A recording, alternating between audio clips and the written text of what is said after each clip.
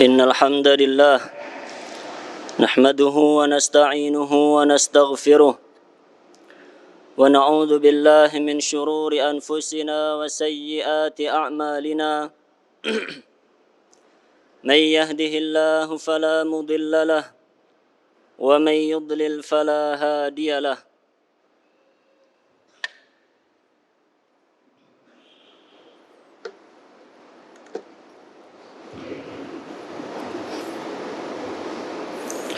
أشهد أن لا إله إلا الله وحده لا شريك له وأشهد أن محمدًا عبده ورسوله يا أيها الذين آمنوا اتقوا الله حق تقاته ولا تموتن إلا وأنتم مسلمون يا أيها الناس اتقوا ربكم الذي خلقكم من نفس واحدة وخلق منها زوجها وبث منهما رجالا كثيرا ونساء واتقوا الله الذي تساءلون به والأرحام إن الله كان عليكم رقيبا يا أيها الذين آمنوا اتقوا الله وقولوا قولا سديدا يصلح لكم أعمالكم ويغفر لكم ذنوبكم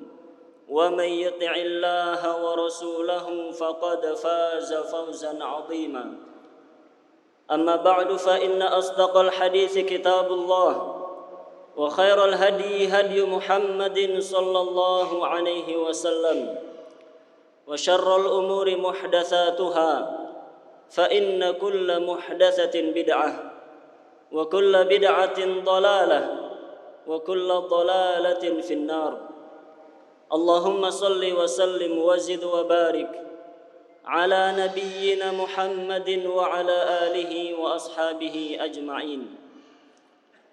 Kaum muslimin jamaah salat Jumat yang dirahmati Allah, marilah senantiasa bersyukur kepada Allah Subhanahu wa taala dan mewujudkan rasa syukur tersebut dengan meningkatkan ketakwaan kita kepada Allah, meningkatkan ketaatan kita kepada Allah Subhanahu wa taala dengan melaksanakan perintah-perintah Allah dan menjauhi larangan-larangan Allah Subhanahu wa taala.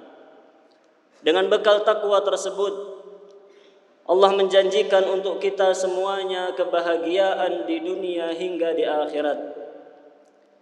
Kaum muslimin jamaah salat Jumat yang dirahmati Allah, dalam sebuah hadis yang diriwayatkan oleh Jabir bin Abdullah radhiyallahu anhu, bahwa suatu ketika beliau sallallahu alaihi wasallam bertanya kepada Rasulullah sallallahu alaihi wasallam, "Ya Rasulullah, ara'aita idza shallaitul maktubat wa sumtu Ramadan wa ahlaltul halala wa harramtul haram wa lam azid ala dhalika syai'an a'adkhulul jannah." Wahai Rasul sallallahu alaihi wasallam, bagaimana pendapat Anda seandainya aku melaksanakan salat fardu 5 waktu dan aku melaksanakan puasa di bulan Ramadan dan aku melaksanakan hal-hal yang halal serta menghindari hal-hal yang haram, dan aku tidak menambahkan amal selain daripada itu, apakah aku akan masuk ke dalam surga? Maka Rasulullah sallallahu alaihi wasallam menjawab, "Na'am." Iya. Hadis tersebut, para jamaah yang dirahmati oleh Allah, menunjukkan bahwa kunci surga bagi seorang mukmin adalah dia mentaati Allah Subhanahu wa taala. Taat dalam arti melaksanakan perintah-perintah Allah, terutama perintah-perintah yang wajib dan terutama rukun-rukun Islam, serta taat dalam arti menjauhi segala larangan-larangan Allah Subhanahu wa taala. Oleh karenanya dalam hadis-hadis yang lain Rasulullah sallallahu alaihi wasallam menjelaskan bahwa siapa saja yang mengerjakan perintah-perintah wajib, terutama rukun-rukun Islam, maka dia akan masuk ke dalam surga.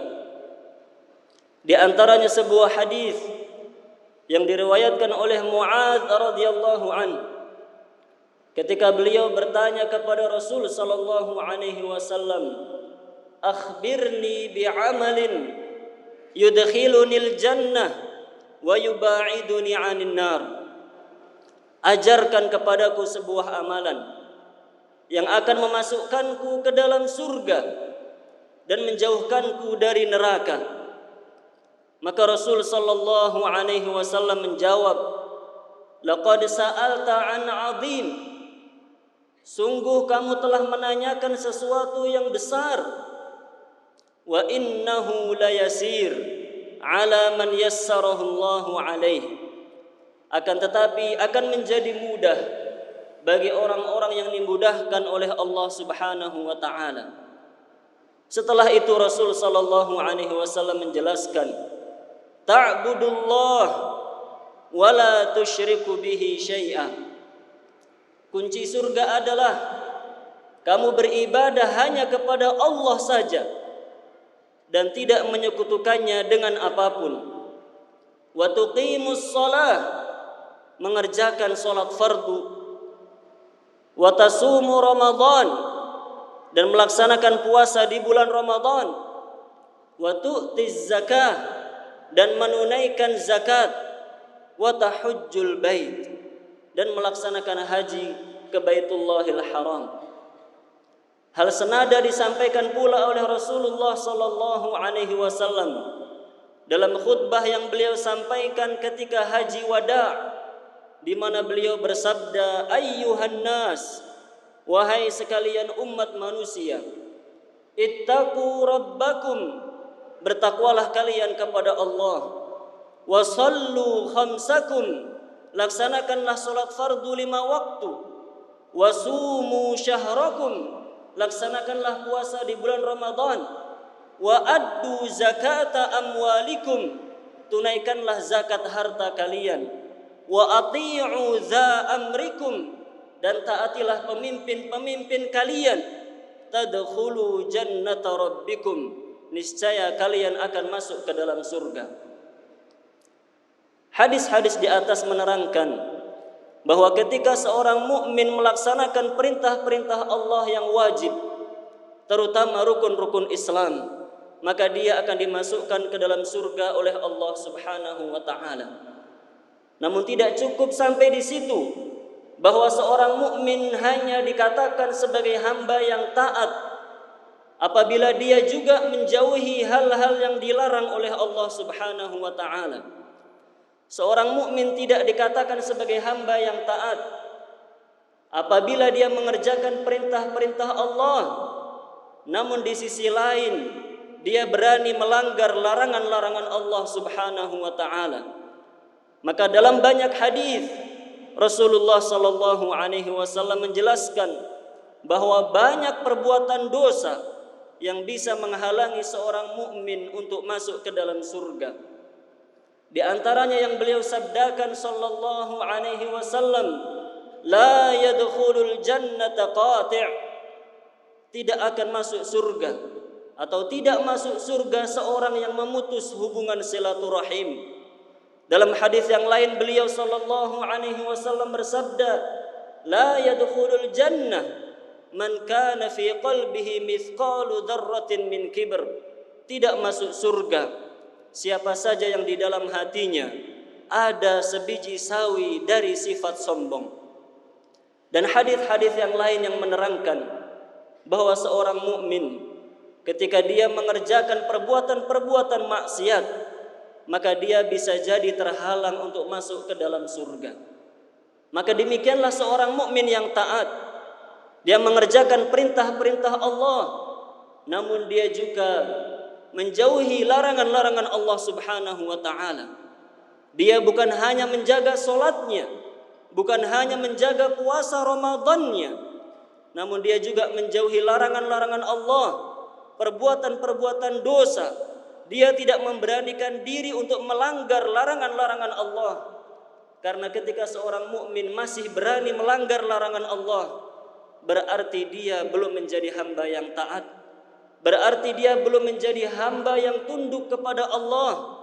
Dan lebih dari itu, berarti dia belum menjadi hamba yang bertauhid kepada Allah Subhanahu wa taala.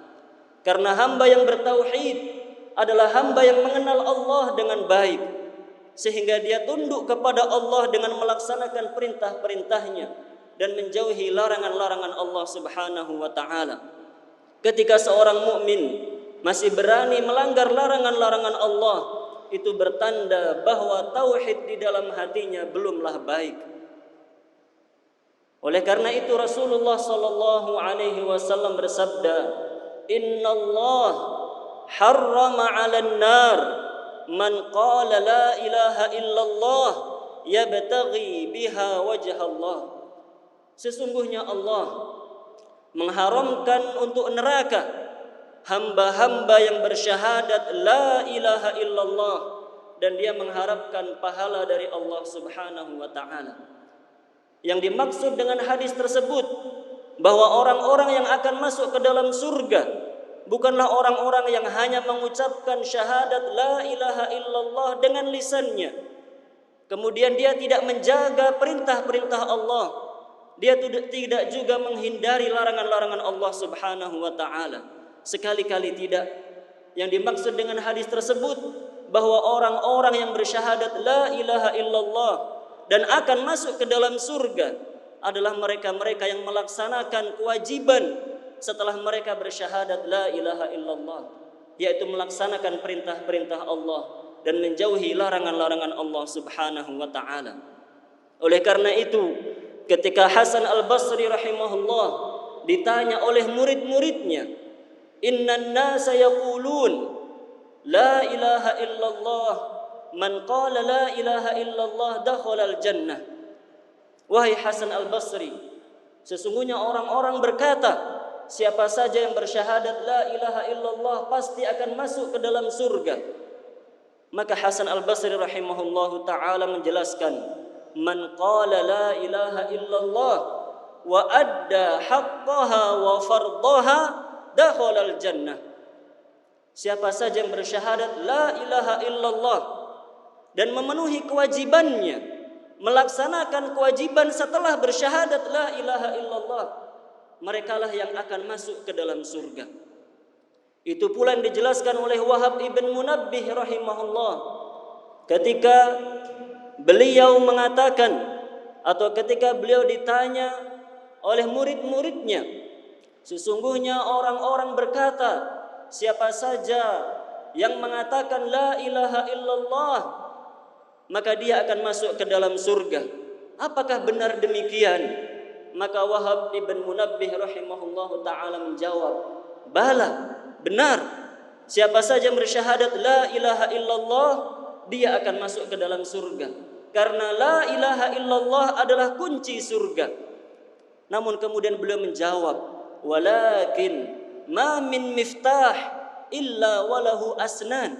Akan tetapi ingat bahwa setiap kunci memiliki gerigi-gerigi. Fa in ji'ta bimiftahin lahu asnan futihalak.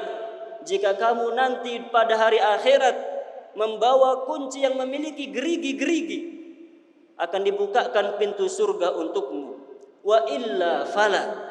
Namun jika yang kamu bawa adalah kunci yang tidak memiliki gerigi, tidak akan dibukakan pintu surga untukmu. Yang dimaksud dengan gerigi-gerigi kunci surga, yaitu ketaatan seorang hamba kepada Allah, ketundukan seorang hamba kepada Allah Subhanahu wa ta'ala, dengan dia menjadi hamba yang bertauhid dan membuktikan tauhidnya dengan melaksanakan perintah-perintah Allah dan menjauhi larangan-larangan Allah Subhanahu wa ta'ala. Maka para jamaah yang dirahmati oleh Allah, kita semuanya mendambakan untuk menjadi hamba yang bertauhid. Kita semuanya mendambakan untuk menjadi ahli surga dengan membawa tauhid. Dan kita bisa mengukur seberapa baik kualitas tauhid kita kepada Allah, yaitu dengan cara mengukur seberapa besar dan tinggi ketaatan kita kepada Allah dan seberapa jauh kita dari larangan-larangan Allah Subhanahu wa taala. Karena ketaatan seorang hamba itu menjadi salah satu tanda kualitas tauhid yang ada pada dirinya. Siapa yang mengaku sebagai hamba yang bertauhid namun tidak menjadi hamba yang taat, dia berani melanggar larangan Allah, dia berani meremehkan perintah-perintah Allah, dia tidak memperhatikan solatnya, menunda-nunda solatnya, solat dengan tidak khusyuk, solat dengan banyak bergerak, solat dengan main-main, maka hamba seperti itu bukanlah hamba yang bertauhid. Hamba seperti itu tauhidnya tidak baik di hadapan Allah Subhanahu wa taala. Hamba-hamba yang mengaku bertauhid namun masih berani menggibah orang lain, mengumbar kesalahan orang lain, melihat aurat yang tidak halal, mengucapkan kata-kata yang dusta dan kotor. Hamba seperti itu belum memiliki tauhid yang baik di hadapan Allah Subhanahu wa taala. Karena hamba yang bertauhid adalah hamba yang taat kepada Allah Subhanahu wa taala. Aqulu ma tasma'un wa astaghfirullah li wa lakum wa lisairil muslimina min kulli dhanb fastaghfiruhu innahu huwal ghafurur rahim.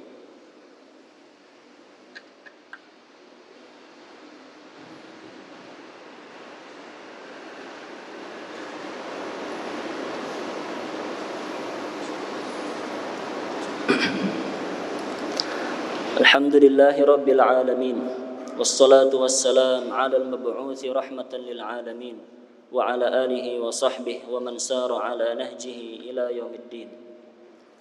Kaum muslimin jamaah salat Jumat yang dirahmati oleh Allah, maka setiap mukmin tidak boleh meremehkan perbuatan dosa. Sekecil apapun perbuatan dosa harus dihindari. Seorang mukmin tidak boleh merasa aman ketika dia berbuat dosa. Tidak boleh merasa baik-baik saja ketika dia melakukan perbuatan dosa. Karena setiap kali seorang mukmin melakukan perbuatan dosa, berarti dia tidak takut kepada Allah, berarti dia tidak mengenal Allah dengan baik, berarti tauhidnya tidak baik di sisi Allah Subhanahu wa taala.